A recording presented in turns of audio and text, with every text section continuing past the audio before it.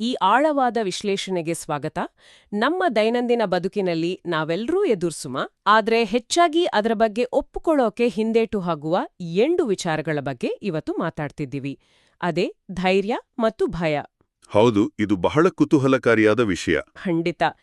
ಇಂದಿನ ಈ ಆಳವಾದ ವಿಶ್ಲೇಷಣೆಯಲ್ಲಿ ನಾವು ಓಶೋ ಅವರ ಅತ್ಯಂತ ಪ್ರಸಿದ್ಧ ಪುಸ್ತಕವಾದ courage, the joy of living dangerously ಬಗ್ಗೆ ಮಾತಾಡ್ಲಿದ್ದೀವಿ.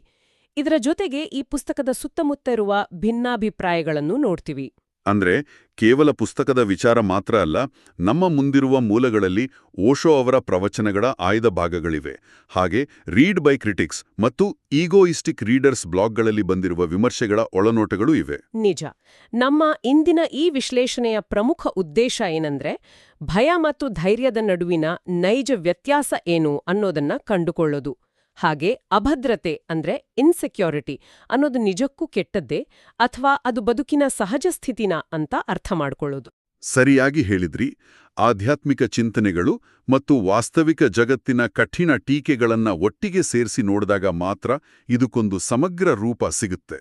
ಸರಿ, ಇದನ್ನ ವಿವರವಾಗಿ ಬಿಡಿಸಿ ನೋಡೋಣ ಬನ್ನಿ. ಪುಸ್ತಕದ ಆರಂಭದಲ್ಲೇ ಓಶೋ ಅವರು ಧೈರ್ಯ ಮತ್ತು ಹೇಡಿತನದ ಬಗ್ಗೆ ಕೊಡೋ ವ್ಯಾಖ್ಯಾನ ಒಂಥರ ನಮ್ಮ ಸಾಮಾನ್ಯ ನಂಬಿಕೆಗಳನ್ನೇ ಬುಡಮೇಲು ಮಾಡುತ್ತೆ ಅಲ್ವಾ? ಹೌದು.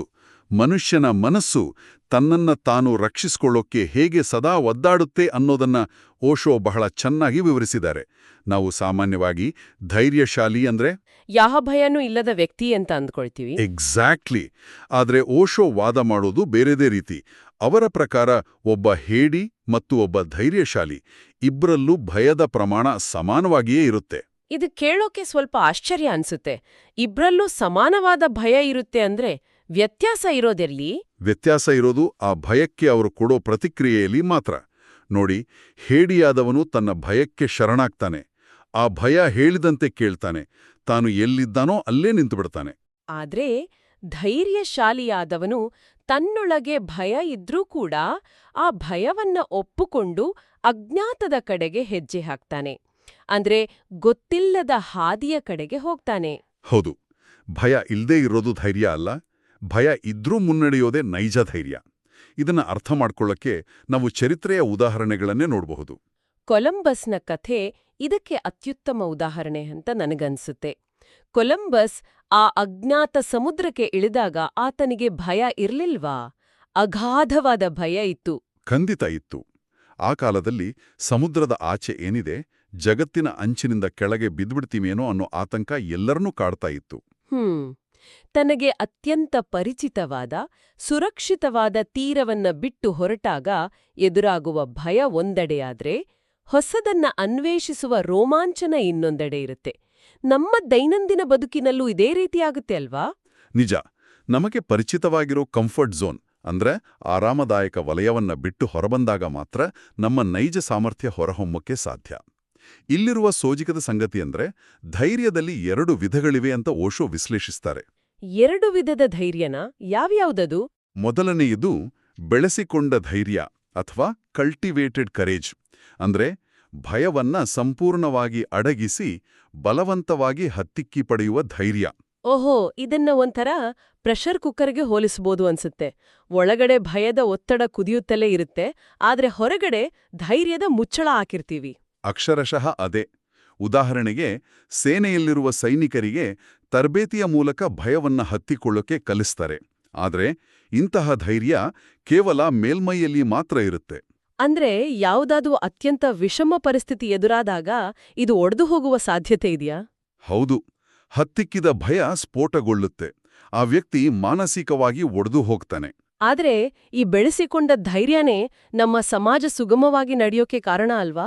ದಿನನಿತ್ಯದ ಕಷ್ಟಗಳನ್ನ ಎದುರಿಸೋಕೆ ನಮ್ಗೆ ಇಂತಹ ಒಂದು ರಕ್ಷಣಾತ್ಮಕ ಕವಚದ ಅಗತ್ಯ ಇದ್ದೇ ಇರುತ್ತೆ. ಮೇಲ್ನೋಟಕ್ಕೆ ಹಾಗೆ ಅನ್ಸಿದ್ರೂ ಅದು ನೈಜವಾದ ಧೈರ್ಯ ಅಲ್ಲ, ಕೇವಲ ಒಂದು ಮುಖವಾಡ ಇದ್ದ ಹಾಗೆ. ಇದಕ್ಕಾಗಿಯೇ ಓಶೋ 2ನೆಯ ವಿಧವನ್ನ ಪ್ರಸ್ತಾಪ ಮಾಡ್ತಾರೆ. ಅದೇ ಸಹಜ ಧೈರ್ಯ ಅಥವಾ ಸ್ಪಾಂಟೇನಿಯಸ್ ಕರೇಜ್. ಇದು ಭಯವನ್ನ ಹತ್ತಿಕ್ಕೋದ್ರಿಂದ ಬರೋದಿಲ್ಲ ಅಂತ ಅವರ ವಾದ ಅಲ್ವಾ? ಹೌದು, ಇದು ಭಯವನ್ನ ಸಂಪೂರ್ಣವಾಗಿ ಅರ್ಥ ಮಾಡಿಕೊಳ್ಳೋದ್ರಿಂದ ಬರುತ್ತೆ. ಆಳವಾಗಿ ಗಮನಿಸಿದಾಗ ಭಯ ಕೇವಲ ಮನಸ್ಸಿನ ಒಂದು ಕಲ್ಪನೆ, ನಾವೇ ಆ ಭಯ ಅಲ್ಲ ಅನ್ನೋ ಸತ್ಯ ಅರಿವಾಗುತ್ತೆ. ಆಕಾಶದಲ್ಲಿ ಹಾದು ಹೋಗುವ ಮೋಡಗಳನ್ನ ನಾವು ದೂರದಿಂದ ಹೇಗೆ ನೋಡ್ತೀವೋ ಹಾಗೆ ಭಯವನ್ನು ನೋಡುವ ಸಾಮರ್ಥ್ಯ ಇದು. ಈ ಅರಿವಿನಿಂದ ಹುಟ್ಟುವ ಧೈರ್ಯ ಯಾವತ್ತೂ ನಮ್ಮನ್ನ ಬಿಟ್ಟು ಹೋಗೋದಿಲ್ಲ ಅನ್ನೋದು ಬಹಳ ಸುಂದರವಾದ ವಿಚಾರ. ಖಂಡಿತ. ಓಶೋ ಅವರು ಪ್ರತಿಪಾದಿಸೋದು ಈ ಒಳಗಿನಿಂದಲೇ ಹುಟ್ಟಿಬರುವ ಸಹಜ ಧೈರ್ಯವನ್ನೇ. ಇಲ್ಲಿ ಭದ್ರತೆ ಅಥವಾ ಸೆಕ್ಯೂರಿಟಿ ಬಗ್ಗೆ ಓಶೋ ಅವರ ದೃಷ್ಟಿಕೋನವನ್ನ ನೋಡಿದ್ರೆ ಇದೊಂದು ಹೊಸ ಆಯಾಮವನ್ನೇ ತೆರೆದಿಡುತ್ತೆ. ಮನುಷ್ಯನ ಸಹಜ ಪ್ರವೃತ್ತಿನೇ ಭದ್ರತೆಯನ್ನ ಹುಡುಕೋದು ತಾನೇ. ನಾಳೆ ಏನಾಗುತ್ತೆ ಅಂತ ಇಂದೇ ಗೊತ್ತಿರಬೇಕು, ಬ್ಯಾಂಕ್ ಬ್ಯಾಲೆನ್ಸ್ ಎಷ್ಟಿದೆ ಅಂತ ನಿಖರವಾಗಿ ತಿಳಿದಿರಬೇಕು ಅನ್ನೋದು ಸಾಮಾನ್ಯ ಅಪೇಕ್ಷೆ. ಆದ್ರೆ ಓಶೋ ಅವರ ಪ್ರಕಾರ ಎಲ್ಲವೂ ನಿಶ್ಚಿತವಾಗಿದ್ರೆ, ನಾಳೆ ಅನ್ನೋದು ಕೇವಲ ಇವತ್ತಿನ ಪುನರಾವರ್ತನೆಯಾಗಿದ್ರೆ ಅದರಲ್ಲಿ ಯಾವ ಜೀವಂತಿಕೆಯೂ ಇರೋದಿಲ್ಲ. ಒಂದು ಸಾಮಾನ್ಯ ದೈನಂದಿನ ಚಿತ್ರಣವನ್ನು ಊಹಿಸ್ಕೊಳ್ಳಿ. ಪ್ರತಿದಿನ ಬೆಳಗ್ಗೆ ಒಂದೇ ಸಮಯಕ್ಕೆ ಏಳೋದು, ಅದೇ ಟ್ರಾಫಿಕ್ನಲ್ಲಿ ಒದ್ದಾಡಿಕೊಂಡ ಆಫೀಸ್ಗೆ ಹೋಗೋದು, ಅದೇ ಮಧ್ಯಾಹ್ನದ ಊಟ, ಅದೇ ವಾದವಿವಾದಗಳು. ಇದರಲ್ಲಿ ಹೊಸತನನೇ ಇಲ್ಲದಿದ್ರೆ ಅದು ಬದುಕಲ್ಲ, ಬದಲಾಗಿ ಅದೊಂದು ಜೀವಂತ ಸಾವು ಇದ್ದಂತೆ ಅಂತ ಓಶೋ ಹೇಳ್ತಾರೆ. ಅಭದ್ರತೆಯೇ ಬದುಕನ್ನ ಸದಾ ಹೊಸದಾಗಿ ಉತ್ಸಾಹಭರಿತವಾಗಿ ಇಡುತ್ತೆ ಅನ್ನೋದು ಅವರ ಬಲವಾದ ವಾದ. ಇದನ್ನ ವಿಸ್ತಾರವಾದ ದೃಷ್ಟಿಕೋನಕ್ಕೆ ಜೋಡಿಸಿ ನೋಡಿರೆ ಸಮಾಜದ ಪಾತ್ರ ಇಲ್ಲಿ ಬಹಳ ದೊಡ್ಡದಿದೆ. ಸಮಾಜ ಜನಗಳನ್ನ ಯಾವಾಗಲೂ ಕುರಿಗಳ ಮಂದೆಯಂತೆ ಇರಿಸೋಕೆ ಬಯಸುತ್ತೆ, ಸಿಂಹಗಳಂತೆ ಸ್ವತಂತ್ರವಾಗಿರಲು ಬಿಡೋದಿಲ್ಲ. ಯಾಕೆಂದ್ರೆ ಕುರಿಗಳ ಮಂದೆಯನ್ನ ನಿಯಂತ್ರಿಸೋದು ಬಹಳ ಸುಲಭ ಅಲ್ವಾ? ಹೌದು. ಸ್ವತಂತ್ರವಾಗಿ ಯೋಚಿಸುವ, ಅಜ್ಞಾತವನ್ನ ಪ್ರಶ್ನಿಸುವ ವ್ಯಕ್ತಿಗಳು ಸಮಾಜದ ಚೌಕಟ್ಟುಗಳಿಗೆ ಸವಾಲಾಗ್ತಾರೆ. ಸಮಾಜ ಎಂದಿಗೂ ನೇರವಾಗಿ ನೀವು ಹೇಡಿಯಾಗಿರಿ, ಹೊಸದೇನನ್ನು ಪ್ರಯತ್ನಿಸಬೇಡಿ ಅಂತ ಹೇಳೋದಿಲ್ಲ. ಬದಲಾಗಿ ಎಚ್ಚರಿಕೆಯಿಂದಿರಿ, ಸಂಪ್ರದಾಯವನ್ನ ಪಾಲಿಸಿ, ನಮ್ಮ ಪೂರ್ವಜರ ಜ್ಞಾನವನ್ನ ಕಡೆಗಣಿಸಬೇಡಿ ಅನ್ನೋ ಅತ್ಯಂತ ಸುಂದರವಾದ ಆಕರ್ಷಕವಾದ ಪದಗಳ ಮುಖವಾಡ ತೊಡಿಸುತ್ತೆ. ನಿಖರವಾಗಿ. ಈ ಮೂಲಕ ಜನಗಳನ್ನ ಭಯದ ಸುಳಿಯಲ್ಲೇ ಇಡುತ್ತೆ. ಸಮಾಜದ ಈ ನಿರೀಕ್ಷೆಗಳನ್ನ ಮೀರಿ ಬೆಳೆಯೋದೇ ನಿಜವಾದ ಸವಾಲು. ಇದಕ್ಕಾಗಿಯೇ ಓಶೋ ಅವರು ಉಲ್ಲೇಖಿಸುವ ಆ ಪ್ರಾಚೀನ ನಾಣ್ಣುಡಿ ಬಹಳ ಪ್ರಸ್ತುತವಾಗುತ್ತೆ. ಅಂದ್ರೆ ನೈಜ ಮನುಷ್ಯನನ್ನ ಸೂರ್ಯೋದಯ ಕಂಡ ಸ್ಥಳದಲ್ಲಿ ಸೂರ್ಯಾಸ್ತ ಕಾಣಬಾರದು ಅಂತ. ಅಂದ್ರೆ ಮನುಷ್ಯ ಹರಿಯುವ ನೀರಿನಂತೆ ಸದಾ ಚಲನಶೀಲನಾಗಿರಬೇಕು, ಒಂದೇ ಕಡೆ ನಿಂತು ಕೊಳೆಯುವ ನೀರಿನಂತಾಗಬಾರದು. ಭೌತಿಕವಾಗಿ ಒಂದೇ ಊರಿನಲ್ಲಿದ್ರೂ ಮಾನಸಿಕವಾಗಿ ಮತ್ತು ಬೌದ್ಧಿಕವಾಗಿ ಪ್ರತಿನಿತ್ಯ ಹೊಸತನ್ನ ಕಲಿಯುತ್ತಾ ಬದಲಾಗುತ್ತಾ ಇರಬೇಕು.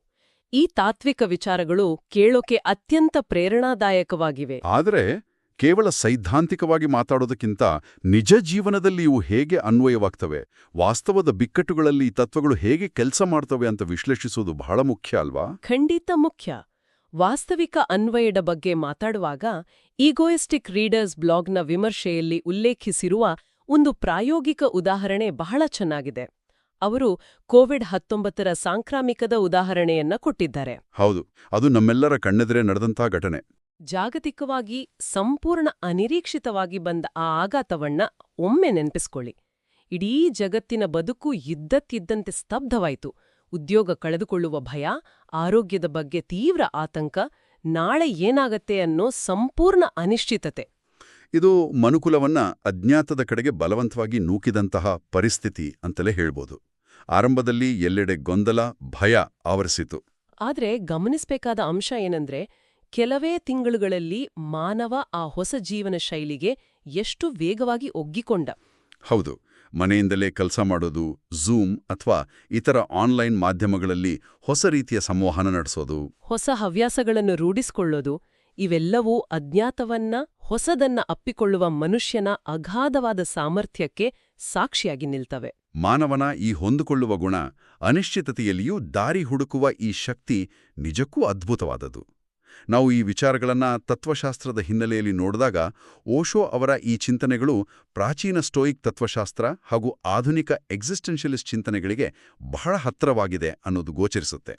ಸ್ಟೋಯಿಕ್ ತತ್ವಶಾಸ್ತ್ರ ಅಂದ್ರೆ, ಸರಳವಾಗಿ ಹೇಳ್ಬೇಕು ಅಂದ್ರೆ, ಮಳೆ ಬರುವಾಗ ಮೋಡಗಳನ್ನ ಬಯ್ಯುವ ಬದಲು ಒಂದು ಛತ್ರಿ ಹಿಡ್ಕೊಂಡು ನಡೆಯೋದು ಅಲ್ವಾ? ಸರಿಯಾಗಿ ಹೇಳಿದ್ರಿ. ಅಂದ್ರೆ ನಮ್ಮ ನಿಯಂತ್ರಣದಲ್ಲಿ ಇಲ್ಲದ ಹೊರಗಿನ ಪರಿಸ್ಥಿತಿಗಳ ಬಗ್ಗೆ ತಲೆಕೆಡಿಸ್ಕೊಳ್ಳದೆ ನಮ್ಮ ಪ್ರತಿಕ್ರಿಯೆಯನ್ನ, ನಮ್ಮ ಸಮಚಿತ್ತತೆಯನ್ನ ಮಾತ್ರ ನಿಯಂತ್ರಿಸೋದು. ಅಂದ್ರೆ ಹೊರಗಿನ ಜಗತ್ತು ಎಷ್ಟೇ ಅಸ್ತವ್ಯಸ್ತವಾಗಿದ್ರೂ ಒಳಗಿನ ಪ್ರಪಂಚವನ್ನ ಶಾಂತವಾಗಿಟ್ಕೊಳ್ಳುವ ಕಲೆ. ಹೌದು. ಇನ್ನು ಎಕ್ಸಿಸ್ಟೆನ್ಷಿಯಲಿಸ್ಟ್ ವಿಚಾರಧಾರೆ ಅಂದ್ರೆ, ಈ ಜಗತ್ತಿಗೆ ಅಥವಾ ಬದುಕಿಗೆ ಮೊದಲೇ ನಿಗದಿಯಾದ ಯಾವುದೇ ಅರ್ಥ ಇಲ್ಲ. ಒಂದು ಖಾಲಿ ಕ್ಯಾನ್ವಾಸ್ನಂತೆ ಇರುವ ಈ ಬದುಕಿನಲ್ಲಿ ನಾವೇ ನಮ್ಮ ಆಯ್ಕೆಗಳ ಮೂಲಕ ಆ ಅರ್ಥವನ್ನ ಸೃಷ್ಟಿಸ್ಕೊಳ್ಬೇಕು ಅನ್ನೋ ವಾದ.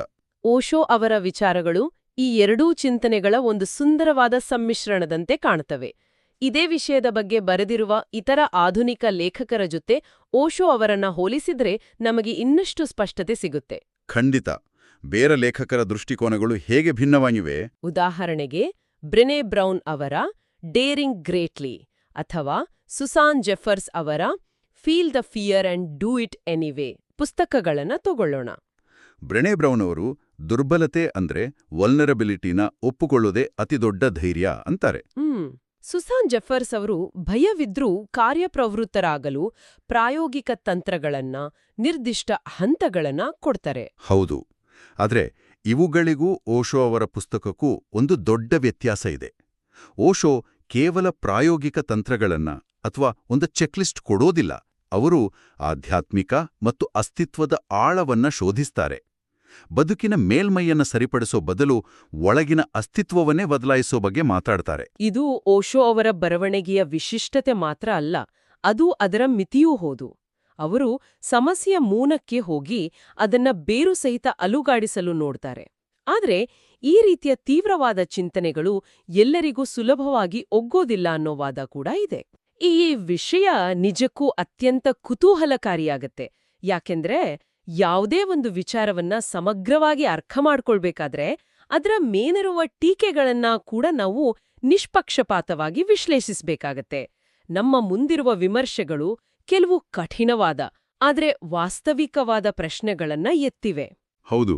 ರೀಡ್ ಬೈ ಕ್ರಿಟಿಕ್ಸ್ ವಿಮರ್ಶೆಯನ್ನೇ ಮೊದಲು ನೋಡೋಣ. ಅವರ ಪ್ರಕಾರ ಈ ಪುಸ್ತಕದಲ್ಲಿ ಒಂದೇ ವಿಚಾರ ಪದೇ ಪದೇ ಮರುಕಳಿಸುತ್ತೆ. ಅಷ್ಟೇಳ್ದೆ ಓಶೋ ಅವರು ಸಾಮಾನ್ಯ ಜೀವನ ಶೈಲಿಯನ್ನ, ದೈನಂದಿನ ಸಂಪ್ರದಾಯಗಳನ್ನ ಸಂಪೂರ್ಣವಾಗಿ ತಳ್ಳಿಹಾಕೋದು ಹಲವರಿಗೆ ಹಿಡಿಸೋದಿಲ್ಲ ಅನ್ನೋದು ಅವರ ಪ್ರಮುಖ ಟೀಕೆ. ಎಲ್ಲರೂ ಸನ್ಯಾಸಿಗಳಂತೆ ಅಥವಾ ಅಲೆಮಾರಿಗಳಂತೆ ಬದುಕಲು ಸಾಧ್ಯವಿಲ್ವಲ್ವಾ? ಆ ವಿಮರ್ಶೆಯಲ್ಲಿರುವ ಮತ್ತೊಂದು ಮಹತ್ವದ ಅಂಶ ಏನಂದ್ರೆ, ದೈನಂದಿನ ಜೀವನದಲ್ಲಿ ಅಳವಡಿಸಿಕೊಳ್ಳಲು ಯಾವುದೇ ನಿರ್ದಿಷ್ಟ ಪ್ರಾಯೋಗಿಕ ಹಂತಗಳಿಲ್ಲ ಅನ್ನೋದು. ಓಶೋ ಅವರ ವಿಚಾರಗಳು ಓದುವಾಗ ಅತ್ಯಂತ ಆದರ್ಶಪ್ರಾಯವಾಗಿ ಕಾಣುತ್ತವೆ, ರೋಮಾಂಚನ ಉಂಟು ಮಾಡುತ್ತವೆ. ಆದ್ರೆ ಸಾಮಾನ್ಯ ಮನುಷ್ಯನೊಬ್ಬ ತನ್ನ ಉದ್ಯೋಗ, ಕುಟುಂಬ, ಆರ್ಥಿಕ ಜವಾಬ್ದಾರಿಗಳ ನಡುವೆ ನಾಳೆಯಿಂದಲೇ ಈ ಧೈರ್ಯವನ್ನ ಹೇಗೆ ಅಳವಡಿಸಿಕೊಳ್ಬೇಕು ಅನ್ನೋದಕ್ಕೆ ಸ್ಪಷ್ಟವಾದ ಮಾರ್ಗದರ್ಶನ ಸಿಗೋದಿಲ್ಲ. ಹೌದು. ಇದು ಸೈದ್ಧಾಂತಿಕ ಪುಸ್ತಕಗಳ ಒಂದು ಸಾಮಾನ್ಯ ಸಮಸ್ಯೆಯೂ ಹೌದು. ಇನ್ನು ಈಗೋಯಿಸ್ಟಿಕ್ ರೀಡರ್ಸ್ ವಿಮರ್ಶೆಯು ಇನ್ನೊಂದು ವಿಸ್ತೃತ ಆಯಾಮವನ್ನೇ ತೆರೆದಿಡುತ್ತೆ. ಅವರು ಯಾವ ವಿಚಾರದ ಬಗ್ಗೆ ಮಾತಾಡಿದರೆ? ಓಶೋ ಅವರ ಅಜ್ಞಾತವನ್ನ ಒಟ್ಟಿಕೊಳ್ಳಿ, ಭವಿಷ್ಯದ ಬಗ್ಗೆ ಚಿಂತಿಸಬೇಡಿ, ಭದ್ರತೆಯನ್ನ ಹುಡುಕಬೇಡಿ ಅನ್ನೋ ತತ್ವ ಒಬ್ಬ ವ್ಯಕ್ತಿಯ ಮಟ್ಟಿಗೆ ಸೀಮಿತವಾದಾಗ ಬಹಳ ಅದ್ಭುತವಾಗಿ ಕಾಣುತ್ತೆ. ಆದರೆ ಇದೇ ನಿಯಮವನ್ನ ಒಂದು ಸಮಾಜಕ್ಕೆ ಅಥವಾ ಒಂದು ದೇಶಕ್ಕೆ ಅನ್ವಯಿಸಲು ಸಾಧ್ಯವೇ? ಇದು ಬಹಳ ಆಳವಾದ ಪ್ರಶ್ನೆ. ಒಂದು ದೇಶ ತನ್ನ ಭವಿಷ್ಯದ ಕಷ್ಟದ ದಿನಗಳಿಗಾಗಿ, ಅಂದ್ರೆ ಆರ್ಥಿಕ ಹಿಂಜರಿತಕ್ಕಾಗಿ ಅಥವಾ ನೈಸರ್ಗಿಕ ವಿಕೋಪಗಳಿಗಾಗಿ ಮೊದಲೇ ಯೋಜನೆಗಳನ್ನ ಮಾಡ್ಲೇಬೇಕಾಗತ್ತೆ. ಖಂಡಿತ. ಕೇವಲ ಅಜ್ಞಾತವನ್ನ ಸಂಭ್ರಮಿಸುತ್ತಾ ಯಾವುದೇ ದೀರ್ಘಕಾಲೀನ ಯೋಜನೆಗಳಿಲ್ಲದೆ ಒಂದು ಇಡೀ ವ್ಯವಸ್ಥೆಯನ್ನ ಮುನ್ನಡೆಸಲು ಸಾಧ್ಯವಿಲ್ಲ ಅನ್ನೋದು ಅವರ ಕರಾರುವಕ್ಕಾದ ವಿಮರ್ಶೆ. ಈ ಟೀಕೆಯಲ್ಲಿ ವಾಸ್ತವದ ಸ್ಪಷ್ಟ ಅರಿವಿದೆ. ನಾವೊಬ್ಬ ಒಂಟಿ ಪ್ರಯಾಣಿಕನಾಗಿ ಅಜ್ಞಾತವನ್ನೇ ಅಪ್ಪುಕೊಂಡು ಬದುಕಬಹುದು.